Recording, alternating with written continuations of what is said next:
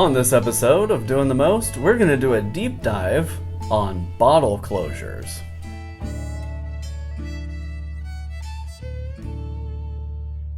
Homemade brews and various how-tos, everything from mead to roast, bake creation, fermentation, inebriation, doing the most.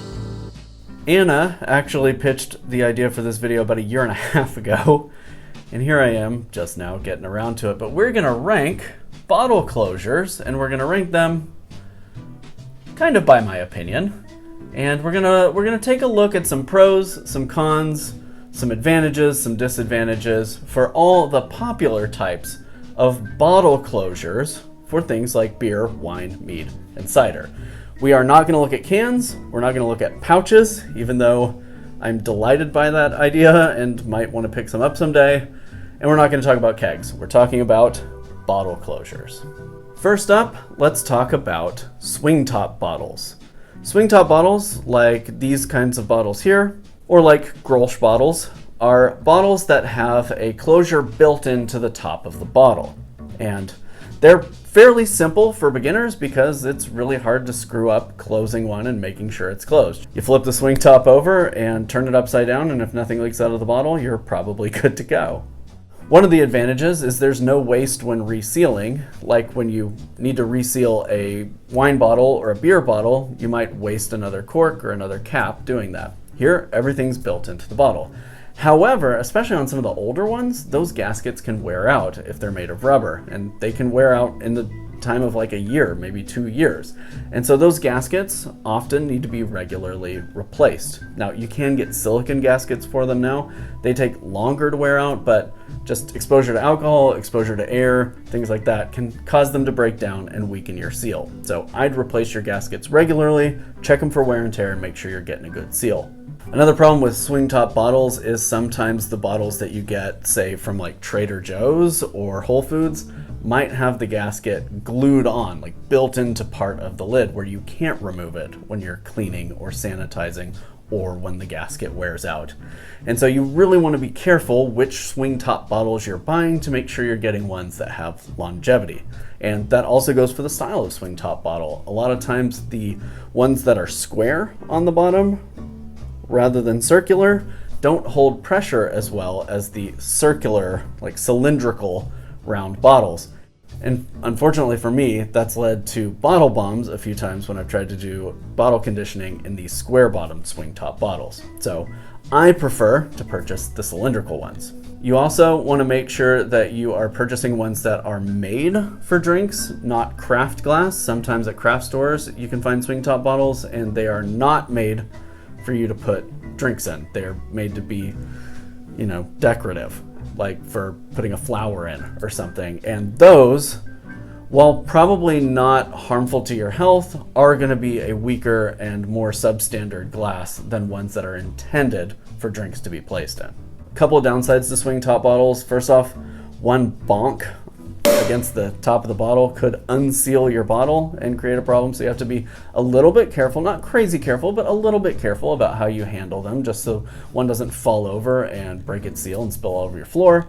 And a lot of times they're only sold in clear. And so it can sometimes be a struggle unless you're buying vintage bottles to find ones that come in green or brown and help filter out some of the light, particularly the brown ones. I have some vintage brown ones that I use pretty regularly for stuff. Swing top bottles, are fine for aging something for maybe a year, year and a half, maybe up to 2 years, depending on the quality of your gaskets, but really they should be considered for minimal aging times. And that is why I give them kind of a middling rating. Next up, we have screw tops. I started out bottling stuff in screw top bottles over a decade ago, and they work okay.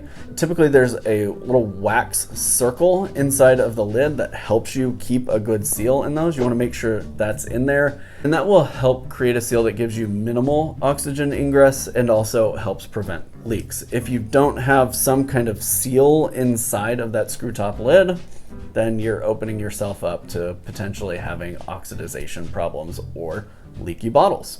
Like swing top bottles, screw top bottles typically only come in clear, and the lids, those plastic lids, can become brittle over time and crack, warp, Or you might just lose them, so you have like 12 screw top bottles and 9 lids because somebody threw it away not thinking about it, and then you're left struggling to find another lid that will appropriately fit and seal that bottle.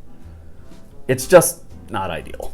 And, you know, personal preference, but aesthetically speaking, a screw top bottle is just not as visually appealing as corks or caps. So that is why I give them an okay rating.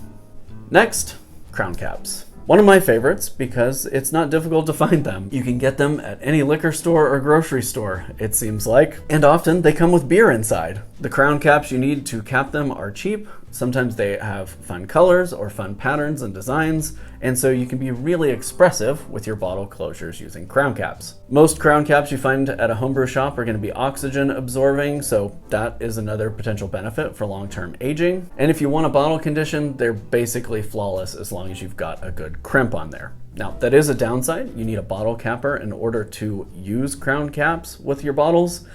But for the 15 or so bucks that it costs to get a bottle capper, I think it's totally worth it.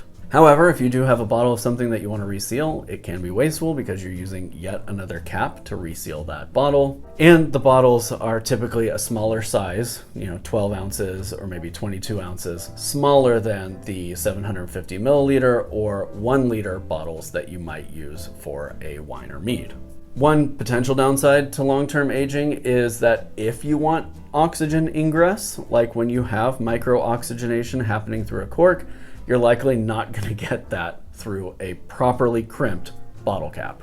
Some tips for using crown caps: always double crimp them, push it on, rotate your bottle a quarter to a third, and push it on again. That way you make sure you've got a solid crimp on that bottle. Keep them in a place with low humidity when you can. Sometimes those crimped edges can corrode over time if they're exposed to a lot of moisture. Crown caps are some of my favorite ways of doing bottle closures, and so I rank them pretty high. Next are corks, also one of my favorites.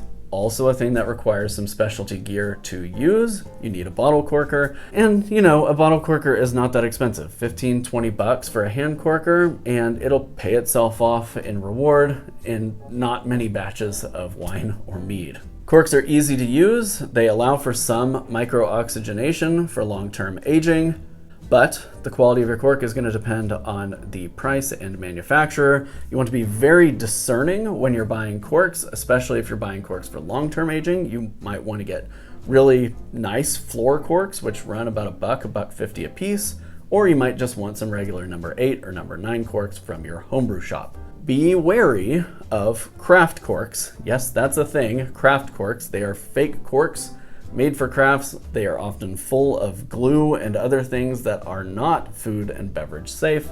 So buy your corks from a trusted source. Don't buy them from Hobby Lobby. I really love corking things because I know that they're going to be sealed for a long time and it's going to be a good seal that I can trust, and I like to use good quality number 9 corks most of the time because most of my stuff is going to age 2 to 3 years and they hold up really well for that. I rate corks very high, just like crown caps, because I use the hell out of them.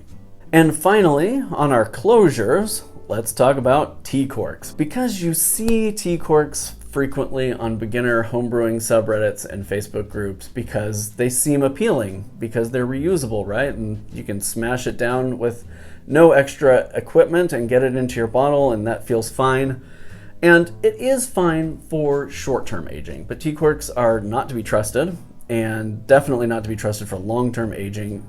Depending on the quality of your T-cork, you might snap the top of it off when you're trying to get it out of the bottle, or it could lead to oxidization problems if the seal isn't great or the cork loosens over time. And most of them are just incredibly cheap. They're not high quality, they're made for quick resealing liquor bottles, and they're not meant to be used a ton of times over and over again. So my advice is against using T-corks unless you're using it for spirits. And again, I would use it maybe 1 or 2 times. I wouldn't be trying to use the same T-cork 5-6 times over several years. They're meant to be disposable. And a bonus! We can't talk about closures without talking about a couple of finishing moves, and so I wanted to quick mention that after you've corked a bottle, you might want to put on one of these finishers. First up is heat shrink, and there are these cool little heat shrink wraps that you put over the top and you apply heat and it cinches up and makes your bottle look really fancy. The easiest way I have found over the years of doing this is to put a little drop of water or sanitizer inside of the heat shrink, put that on top of the bottle, make sure it's nice and centered, flip it upside down, and dip it slowly into some very hot, if not boiling, water. And that will quickly and efficiently seal it all the way around. Another finishing move you might want to do is waxing your bottles. And I found that the easiest way of doing this is to have a small crock pot that you find at maybe Goodwill, other thrift store like that, and dedicate that crock pot to your waxing. Now, I use cheese wax for my bottles, but homebrew shops sell wax pellets that you can melt in your crock pot too. And the easiest way of doing this is to get a spoon and pour a little bit of that hot wax over the top of your cork and let that cool completely, so that way you've got a level kind of plane on top of your bottle. And then you'll dunk and cool that bottle 4 or 5 times until you've got the aesthetic that you're looking for on top of your wine bottle. Easy as that. Well, I hope this tier ranking was helpful. I'll throw it again here on the screen. This is how I feel about bottle closures, but I'm very curious to hear your rankings if you want to drop those down in the comments on this video. And if you found this video helpful or insightful, I hope you'll subscribe if you haven't already and ring that notification bell for updates on upcoming Doing the Most videos. And please join our community or follow us on Instagram, any of the things here on the screen. We want you to be part of our community of amazing crafters and homebrewers on the internet. Until next time, happy brewing and cheers.